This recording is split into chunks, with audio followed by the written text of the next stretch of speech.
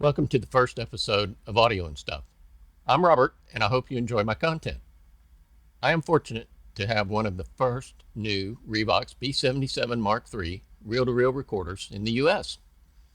Despite the incorrect postings of others, this is not a remanufactured unit. These are new units that are a continuation of the B77 series from Revox. In a later episode, I hope to point out the differences between the B77 versions. Unlike most folks, I will get right to the point. It sounds wonderful. I have a number of other reel-to-reel machines, including a Mara MCI JH110 professional studio deck, and this B77 is probably the best sounding one of the bunch. The B77 Mark III is a 3-head consumer or small studio reel-to-reel recorder player that can accept reels up to and including 10.5-inch NAB style reels.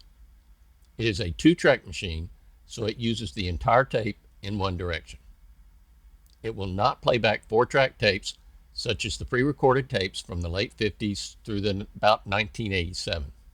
It has speeds of 7.5 inches per second and 15 inches per second. Current high-quality pre-recorded tapes from the Tape Project and many others are 15 inches per second. The Mark III can switch between the playback EQ standards of CCIR and NAB. It can also switch between the common 320 nanoweber per meter and the newer 510 nanoweber per meter playback level standards.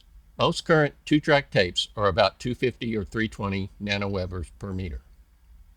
The Mark III has XLR inputs and outputs on the rear and comes with adapters to allow the use of RCA jacks. So back to the sound. Compared to my other decks, including my former daily driver, a modified Technics 1506, the new B77 Mark III has a more open sound with more texture and detail. It does not, however, have the too bright harshness of some phono setups. Tapes have more micro and macro dynamics, of course.